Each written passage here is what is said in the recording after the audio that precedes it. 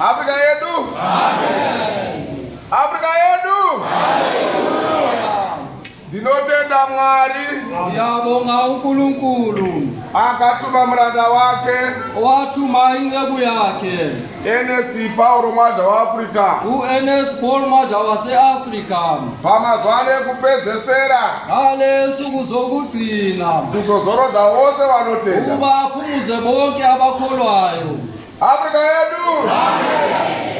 Makorokoto. Amhlophe. Makorokoto. Amhlophe. Matsikwa nemuprista.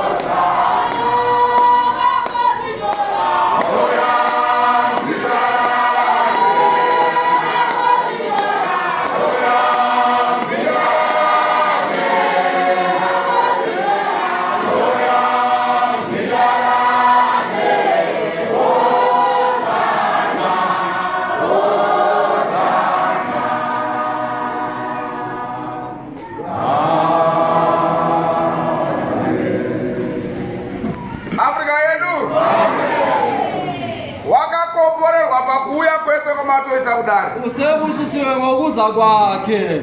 Wanorwara watoporesa izvozvi. Abagulayo selishindisiwe manje. Wanoshaya watowaniswa. Saka toti makorokoto South Africa. Wakomborera vauya kwamuri. Africa yedu. Hanzi wakaona baba. Wabone ubaba. Waona ini. Ubone mimi. Handuzaita raJeso. Yesu waona ini. Wabone mimi. Waona chi? Waona baba. Saka wese waona chi? Bishop Ngoni. Waona ni? Waona mtitisi.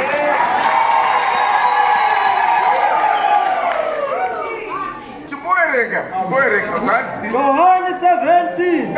Kubaba verse 1. Verse 1. Munyengetero mukuru wa Jesu.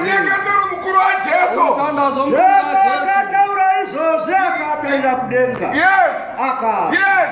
Baba. Yes. Nguva yasvika. Udzai mwanakomana wenyu. Kuti mwanakomana akukudzei. Yes. Sezvamakamupa simba pamusoro penyama yose. Africa yedu. Mutuma hapo panyama pano. Asi watinaye ndiani? Mwana wake tinaye pano.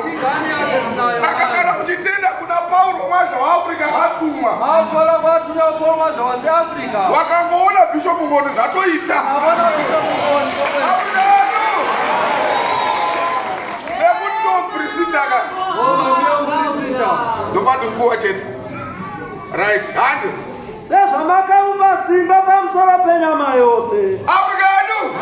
Nekuti Jesu akapihwa simba pamusoro penyama chi? Penyama yose. Jesu wanikeza amandla phezu kwenyama yonke.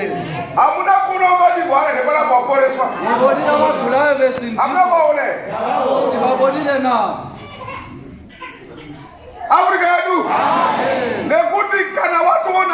mwana wemutumwa waona mutumwa maone ngane yathu ndosaka muchiona Jesu paaidzidzisa iko libona uJesu efundisa aiti nyangwe ndiripo esithi noma ngikona nyangwe ndisipo noma ngingekho ndinoda kuzwa kuti mumire nesimba ngifuna ukuzwa ubalimi okunamandla muchirwira kutenda kweevhangeri kwela ukukholwa kwevangeli Afrika yedu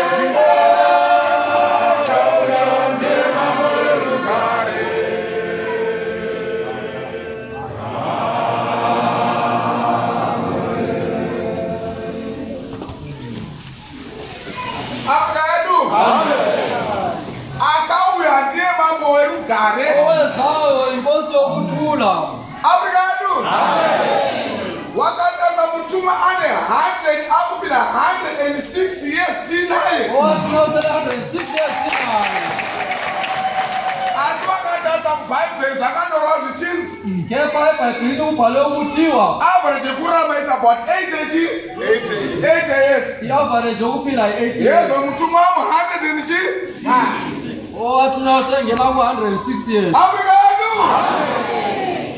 tine mufaro takakomborerwa sinenjabulo sibusisiwe ndosakakati zisachisi ngoba yiko befundisa besithi nyangwe mutumwa noma owathunywayo akabva kudenga sibuya ezulwini akauya akakudzidzisa idzidziso engabuya alifundisa imfundiso inopesa neandakakudzidzisai ehlukana lale muniyeza wakadi abe ngothukiweyo abe ngothukiweyo kuona umambo wemudeya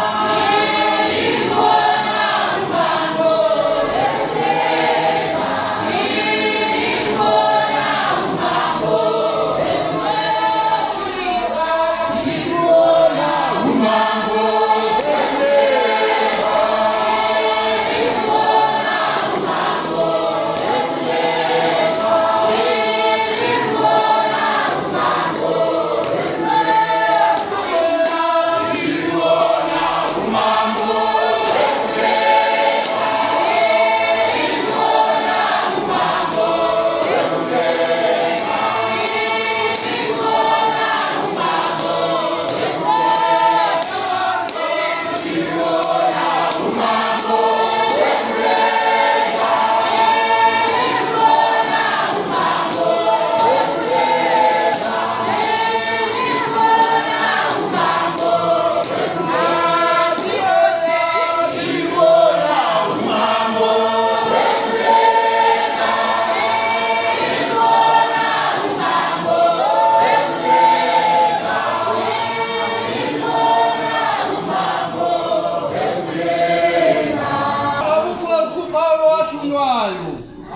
ndaona vanhu vachisimuka panapa. Ngibona abantu bephakamalana.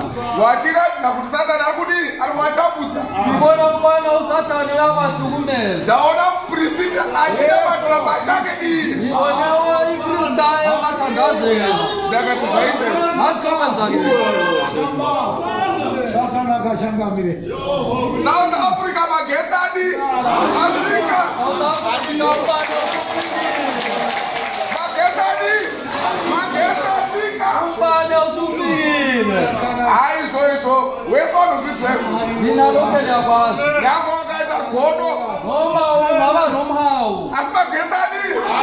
Yebo ubani usufikile. Magetsi kana asvikaka. Iwe wakasata plug on. Mama gesi asafikile kumele uplug on.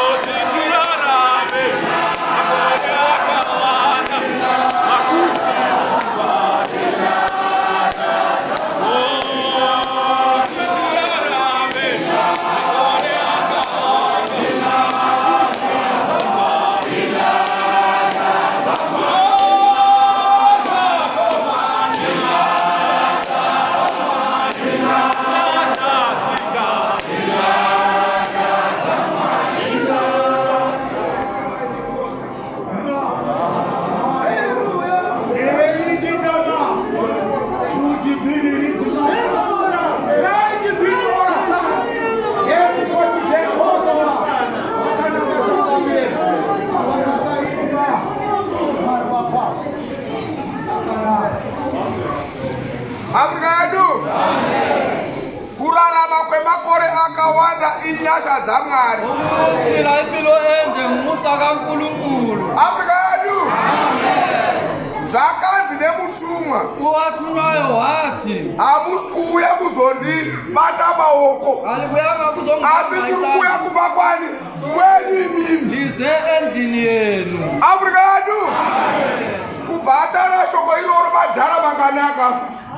Vangaka abadala Madhara havakufere hopo. Akafa akawanda. ashona emaningi. Asi mutumwa ari mbodi. Ari kumorarama. Uyaphila. Don't be worried about so many things. Wena ungasikhathazi ngento eziningi. Mutumwa tichinaye. Owathunywayo sinaye. Mutumwa tichinaye. Afrika yedu. Musanetseka naMwari. Ningakhathazeki. Asi tinotenda South Africa nokuti South Africa yakaziva zvokwadi. Siyabonga South Africa ngoba lazeqiniso. Vakamuita short notice. Hoyani yazara. Aza nje umbiko Afrika. wesikhathana. Ndozvatinode izvozvo. Yinto esikufunayo. Asi tinodiwa vana vaMwari. Ngithi lina abantwana bakaNkulunkulu. Kuteererana. Yikubana simamela. Muri kuzwa vana Mwari. Wafundisi. Muchikudza mabhishopu ani. Abafundisi lihlonipha ababishop bethu. Chechi nendachi. Ichechi qhubekela phambili. Afrika yedu. Nyanga wakasimba zvakadii. Uma uqine kanjani? Nyanga une upenyu hwakanaka zvakadii. Uma impilo yakho ihle kanjani? Bishop wako ndibishop wani. Bishop wakho Akakuti simuka Paul rotodii. phakama. Akakuti gara pasi otodii. Engazihlala sa. Nekuti ndiane zodzoka. Zodzo. Pane zodzo. Yemutumwa ndiani? Ndiye bishop Ngonika. Ndo pane zodzo yese ipapo. Kukodwa bonke. Takaona umwe munhu achida kuzviita kunge ane simba kupfuura bishop Ngonika tomuti chi? Tomuti una Satani. Kaka. Yathulo Satani. Magetsi ari kapakaripa kana kuri kuZimbabwe ko panapa kuno ari ku Amagetsi aswanga sekali. kuno ari nechekumagetsi ari mana bishop Ngonika apa. Ana ubane ukubishop Ngonika. Amwe maplagi amwe machi. Walwathi ngamaplagi. Tendera kuti moto upinde nepauri. Vumela Atusheri. Tendera kuti moto upinde nepauri. Vumela wakona ungene kuwe. Kana usikupinda ndipo tozoda electrician madoti aiwaka waida kubviswa toisa imwechi moto ofamba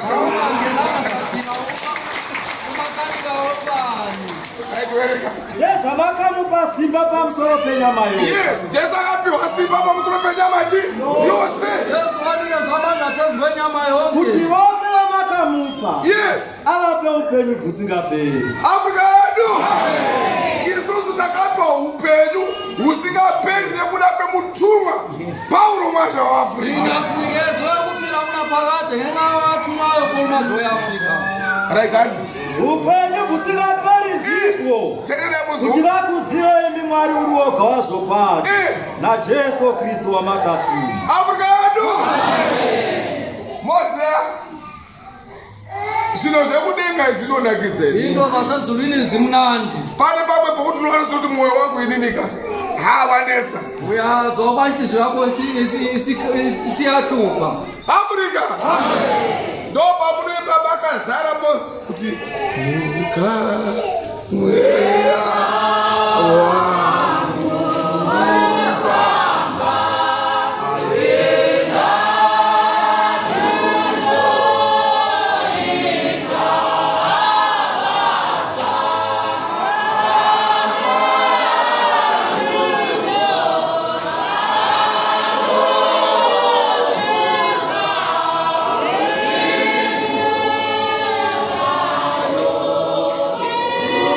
Yeah.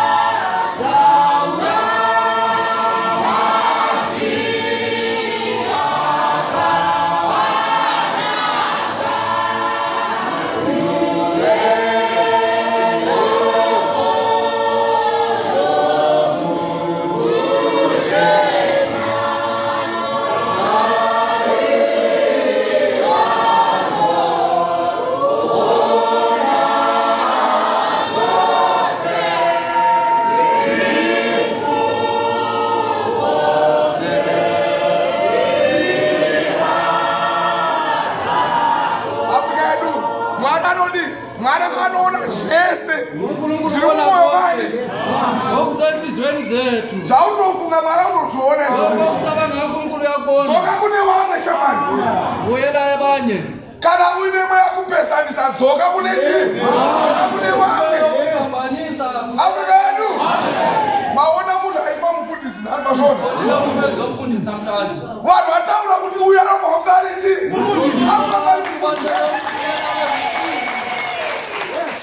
umwe mufundisi atodino watendiwani hani unoatendi umwe bishop atodino newatendiwani rasanongozani Afrika yedu munofa kufa kuwatendi wakakuona wanosununguka panapa chandafana necho it was a short notice pangozi muprista asvika vanhu vese vamhanya achiuya azogamuchira muprista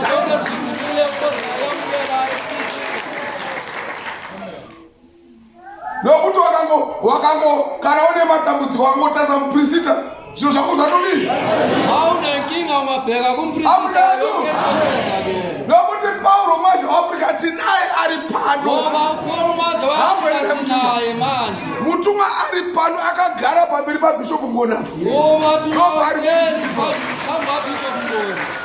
right hand ndakakukudzai panyika ndapedza basa ramakandipa Afrika yedu zokorai babo ndakakukudzai panyika ndapedza basa ramakandipa kuti ndiriite ndapedza basa ramakanditumira kuti ndiite right hand Shiloh baba mundikudzei pamberi penyu nokukudzwa kwandaiva nako kwamunhu Afrika yedu wakaona Paulo waona Jesu wakazwa izwi raPaulo wazwa izwi raJesu saka baba tikudzei panyika tikudzei pandinokuita imba pamuri kudenga ndi Paulo ari kudii ndi Paulo ari kutaura Afrika yedu vanhu vanoti hanzi nemutumwa vanhu vanoti wakandiona vaibva vati ndiJesu waiti wakandiona woti uyo ndi Paulo ndi Mwari Afrika yedu nekuti Paulo ndiani ndiJesu Jesu ndiani ndibaba handizvere imagnet wakaona kana ungasingatendi kuti Paulo maZveAfrica yakatumwa unogara uri mumaproblems Afrika yedu ndakati ndasvika paimwe nzvimbo panga paine mabusinessmen akatanga kutaura kuti chechi yekwamwazhai chechi yakakosha Paulo akatumwa apa vanhu vacho vamwe vacho vaitomwa doro munoziva pakapasangana vanhu vakawanda ipapo vanozviti neupenyu hwedu umwe wacho akabvaburisa pikicha yemutumwa muwalet zvakati kana usina pikicha iyi uri benzi unopenga unozvibata pikicha yemutumwa kana usina pikicha yemutumwa unopenga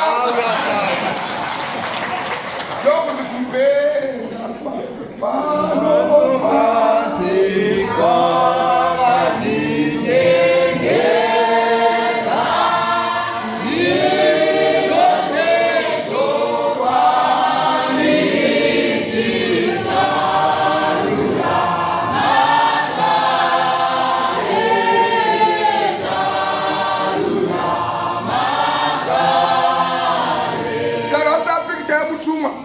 unopenga pa uri benzi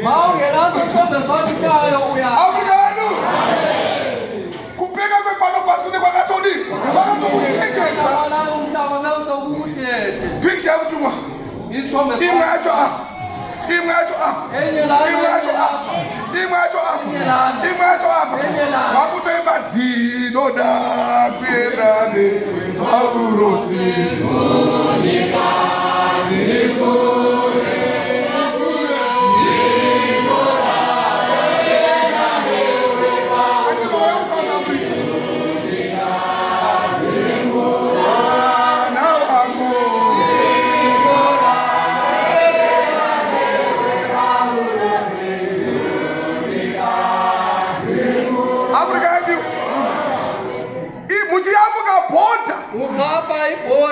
uchitofamba zvakanaka zvakozo tinoda kuenda newe paulo sikunyika chii hatibane kukunesai the taste of the pudding is in the eating raero raore chembereka riore chembereka rabani wakaira famba nepikisha hamba nezikombe zwathunwayo Afrika yedu azinyazi sikusuka juku mai akuyangisa azinyazi sikuchengeta ndebvu baba akuyangisa kudenga ngoba into zasezulwini Afrika yedu akaratidza vanhu vamakandipa panyika zita renyu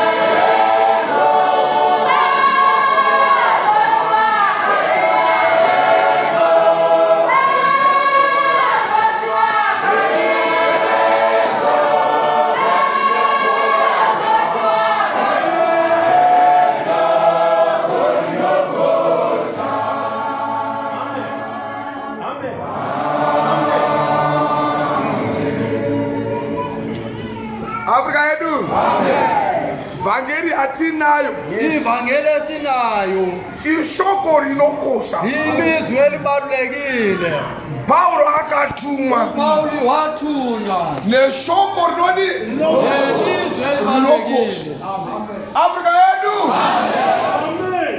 mutumwa akati the sky is the what? What the sky is the limit. Afrika yedu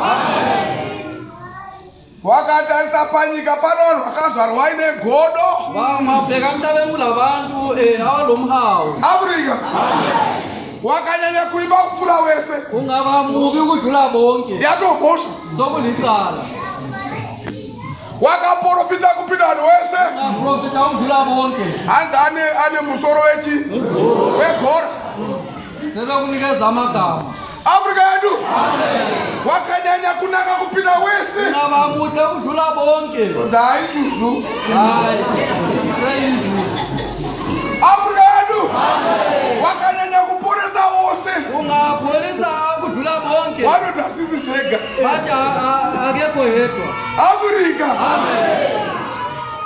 asi chatinotenda hedu isusuka thina sisodwa kuna Paulo akatumwa. Wese vanozvizwa izvozvo kuti kuna Paulo mazhawe weAfrica. Havazvizive.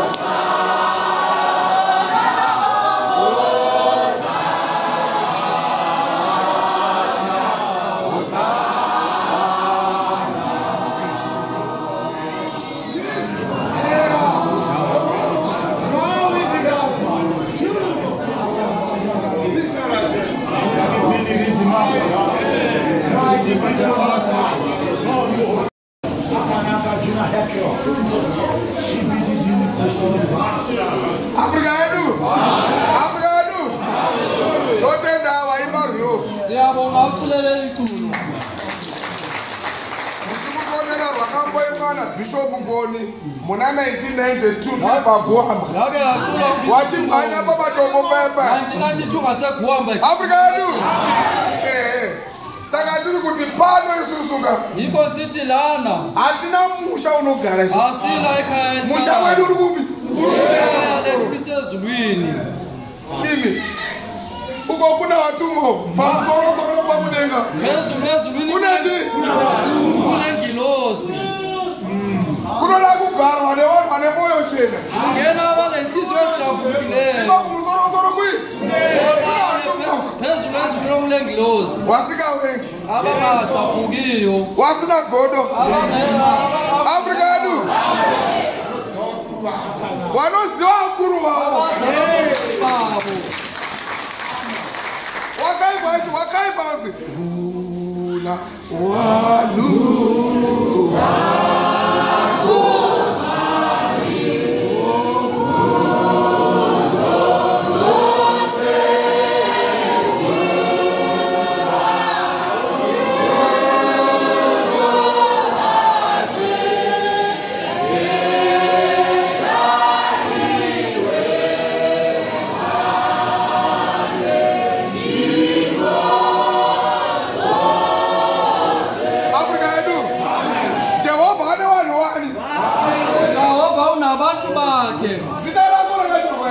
igama lakho libhaliwe na unavanhu wako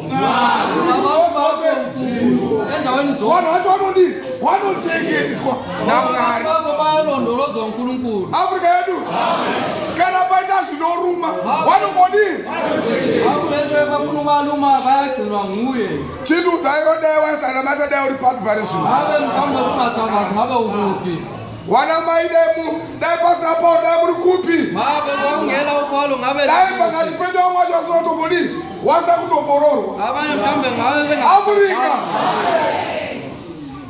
wakaona murume achimwa hake hwawa hwake so bona indoda ikuza utshwala achisuta kana mbanje so oma ebhema insango asvika kumba anokokondrwa nemupostori weAfrica mukadzi maafika ekhaya nje ubuswa ngumfazi ongumpostoli weAfrica asi uko anovharisa bhawa ngeba lena nguye kuvharisa chi bhawa rinovharwa ngivhaliswa nguye asi asvika kune mukadzi anongoti Mwari zuva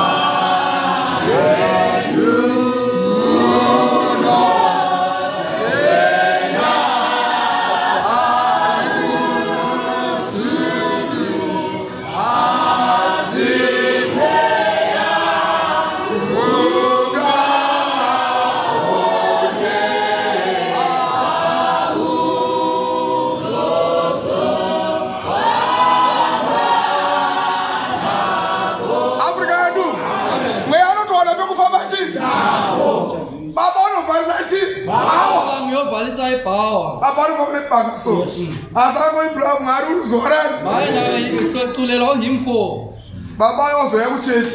Roba, we are wearing consent. I would not tell it, I would have seen it down on it. About I got 2 more. Paulo watunywa. Paulo I got 2 more. Paulo watunywa. Nimpela. Right yet. Ndakaratidza vanhu vamakandipa panyika zita renyu. Yes, those are vakanga vari venyu mukandipa ivo. Wakanga vari wani. Wakanga vari wani. Vakandipa chi ivo. Wakadi. Wakachengeta shoko renyu. Vako ngawangindikeza bona vagcina izwi lakho. Vari muno vanochengeta remutumwa Paulo kwacho. Abalala vagcina izwi lwathunywa kuParamount weAfrica. Wakachengeta shoko rani renyu. Vagcinile izwi lakho. Right hand. Zvino vanoziva kuti zvose zvamakandipa zvinobva kwamuri. Zvese tinoziva kuti zvese zvina Paulo nekutumwa kwake kunobva kuna Baba. Handizve. Right hand. Nokuti ndakapa mashoko amakandipa. Nokuti ndakawapa mashoko amakandi. Vakagamuchira. Hatagamuchire. Vakaziva zviro kwazvo kuti ndakabva kwamuri. Hatakuzari Paulo akabva kuna Baba. Vakatenda kuti akatumwa nemi. Hawana kutendera kuti akatumwa naJesu. Ndinonyengetera ivo. Ndinonyengetera ivo. Handinyengetereri nyika. Asi avo vamakandipa kuti ndivo wenyu. Asi avo vamakandipa kuti ndivo wani? Ndivo wenyu. Right hande. Zvose zvangu ndezvenyu. Zvose zvangu ndezvenyu. Ndezvenyu ndezvangu. Ndezvangu ndezvenyu. Ndakudzwa mavara. Ndakudzwa mavara. Afrika yedu. Hatizokudza Paulo here. Hatizomukudza here. Kuburikidza nani? naJesu. Ngenxa kaJesu.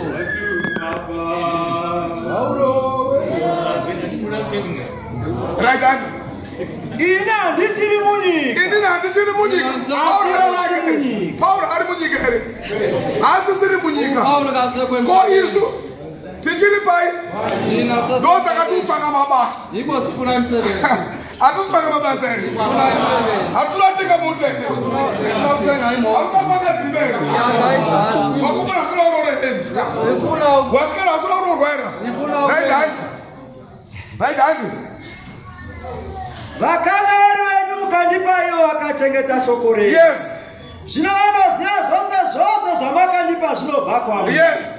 Nokuti ndakapa mashoko amakandipa vakaagamuchira. Yes. Vakaziva zviro kwazvo kuti ndakabva kwamuri. Yes. Vakatenda kuti ndakatumwa nemi. Yes. Ndinovanyengetera ivo. Yes. Handinyengeteri nyika. Ndinonyengetera ivo. Tisu takunyengeterwa. Right hand. Asi ava makandipa kuti ndivo venyu. Ndivo wenyu. Zvose zvangu ndezvenyu. Zvose zvangu ndezvenyu. Ndezvenyu ndezvangu. Yes. Ndakudzwa mavara. Ndakudzwa mavara. Ina ndichiri munyika. Ya ndisiri munyika. Asi vari munyika. Asi vari munyika. Ini ndinova kwamuri. Yes. Baba vatsvene. Yes. Muvachengete muzita renyu. Yes. Ramakandipa kuti vamwe vave vamwe sesu. Abendo wakuita se. Afrika yedu. Muvachengete muzita rani? Muzita renyu. Ameni lenu. Ngatichengete muzita rani? Muzita raJesu akatorwa maZuAfrica. Right hand. Baba vatsvene muvachengete muzita renyu. Yes. Ramakandipa. Yes. Kuti vave vamwe sesu. Yes. Ndichiri navo. Ndichiri navo. Ini ndaivachengeta muzita renyu. Yes. Ramakandipa. Yes. Ndakavarinda. Yes. Hapana nomwe wakarashika. Hatakurindwa here mutumwa. Takarindwa. Takarindwa. Yes. Hande. Hapana nomwe wavakarashika. Yes. Asi mwanakomana wokuraswa. Kuti rugwaro ruiti. Akangoenda akazorasikawo. Kuna akarasika. Kuti rugwaro ruchi. Right hand. Asi ndauya kwamuri. Asi ndauya kwamuri. Ndinotaura izvi panyika. Ndinotaura izvi panyika. Vava nomufaro wavo. Yes. Wakazadzisika mavara. Yes. Ini ndakapa shoko renyu. Ndakapa shoko renyu. Nyika ikavavenga. Nyika ikavavenga. Wekuti havasina nyika. Afrika yedu. Nyika itiwegere. Wakona meyo kwati ukuzwa kuti ucha mwana wangu kwenda kwamwazha. Ucha mwana wangu. Inini tiri mufoma ini. Afrika yedu. Nyika inokuwenga. Wanakuma kwatoti tikati muningi na apostoli. Aya sinaba lo mna wethu wa apostoli. Jakali apostoli akadi akapusa. Apostoli. Takapusa rezo. Tinakupusa isu. Tina sisi. Ayisizoziya manje. Ayisizoziya. Right hand. Handinyengeteri kuti muvabvise panyika. Yes. Asi kuti muvachengete pano wakaipa. Yes. Havazi venyika. Hatizi wenyika. Seni ndisi wenyika. Saiye Paulo ndo wenyika here. Muvaite vatsvene muzvokwadi. Muvaite vatsvene muzvokwadi. Shoko renyu. Nokuti shoko renyu zvokwadi. Sezvamakandituma panyika. Sezvamakandituma panyika. Saizvozvo neni ndavatumawo panyika. Hatakutumwa here. Hatakutumwa here. Hatitunyiwe. Watuma Baba.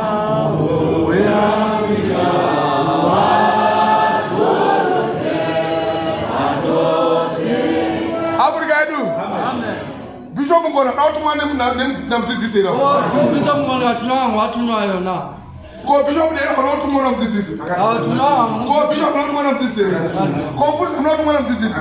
Ko imi mfundisi. Tiri kutumwa nemudzidzisi. Atunywayo. Buwa. isikhathi Africa yadu tese tiri pana bata tumana mudzidzisi silana munhu wese ari pana sonke right hand ndinozviita mutsvene nokuda kwavo yes kuti nayo vaitwe vatsvene muzvokwa yes handinyengeteri havabenzi asi nayo vanotendawo kwandiri neshoko ravo yes kuti vose vave semi baba muri bandiri yes neni mamuri yes kuti naivo vave vatiri kuti nyika itende kuti makandituma nyika isutendere ndati munhu ega ega anekane pikicha yechi yekutuma unyahamba lesithombe vari mumabawa jesu wamutseyo jesu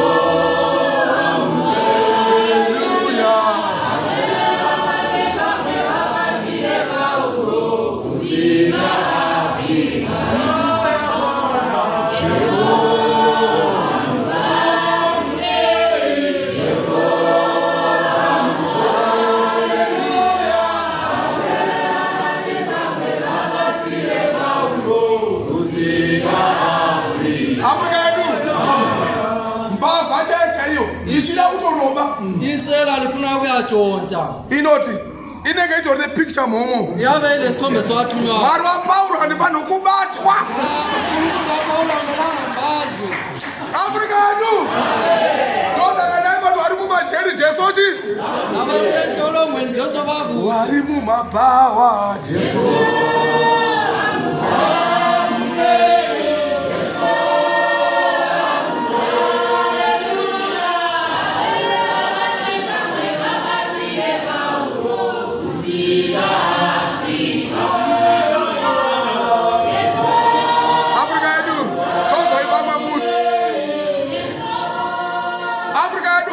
kuda kutaura kukosha kwemutumwa Paulo mazhawe weAfrica ukhuluma ubaluleka kwathunywa Paulo mazwe weAfrica unoona murume anoita huri anditika yambona wayo indoda hamba lehuri obva aenda obva agara pamubhedhi behlala ngasembhedeni akabikirwa tii nechingwa anoti chii anoti handiryi chingwa Paulo akatumwa chaanoziya nechaPaulo zvimwe zvese hanechi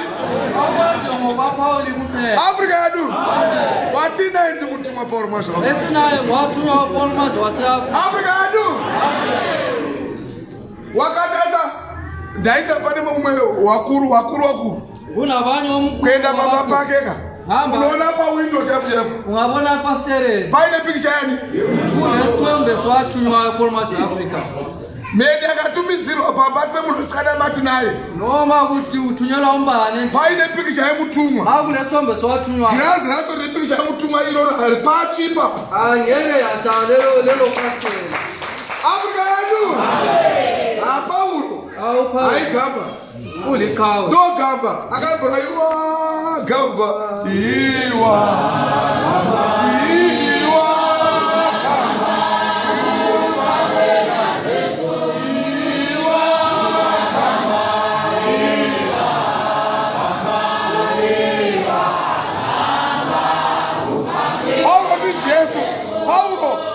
Paulo ndiani? Paulo ndo gamba. Africa yadu. Kuchete chongo.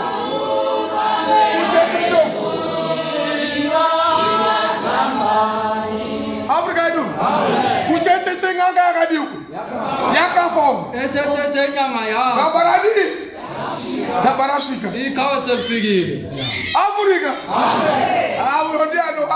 Atobvisirachi ngowani uyasikipela ingowani nekuti kutumwa kwake hakuperi ngoba kutumwa kwake hakuperi ba nekuti pakasikwa nyika akatoripo ngoba akugqalweni kwezulu lomhlaba bekhona hanzi awo akapfeka nguo chena ndiwanana abantu abagqoke ezimhlophe Africa yadu wakazuya akakwegura ndiani uyu lo osemdala amufana munhu akakwegura ere alimboni na amoni munhu akakwegura ere alimboni na ndiani akakwegura wana mai asuta munhu akakwegura munobona ere ndiani akakwegura mubani Paul mazwa wase Africa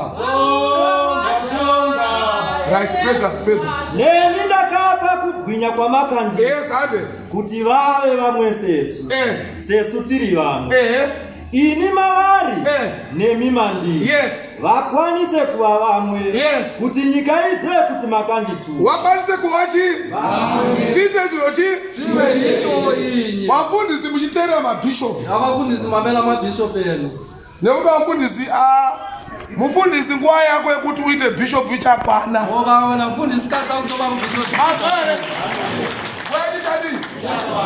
wavhangeri kwanye kuitawo wafundisi chadini wavhangeri sikazoba wafundisi yeza vane vafundisi vavo nemabhishopu nga hazi gudo guru peta muswe kuti madika goni wakavava vakati kokonya muswe wapana nobanga mukonya mugina Afrika handizveni tichikudzana so unobve kukudzwa mufundisi wako akakanganisaka akona bwaipa punishment ungamnikezi punishment ndatokuwana kwasa mutolelelana ndizvo here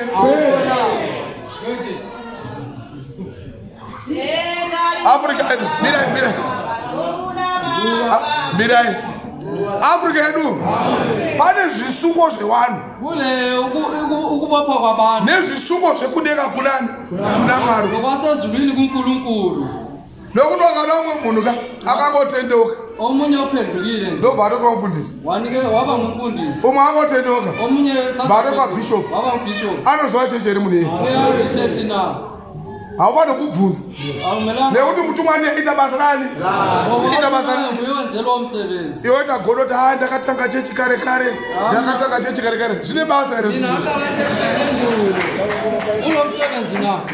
right handi vakwanise kuva vamwe vakwanise kuvachi vamwe kuti nyika ize kuti makandituma uye kuti makavada sezvamakandida yes Baba ndinoda kuti avo vamakandipa vave neni apo pandiri Afrika yedu ndomunyengetero wemutumwa Pauro kuti pese pane vanhu vakaziva zita renyu ndofa kunge ndinawo ndosaka tinamatirwa zuva rimwe nerimwe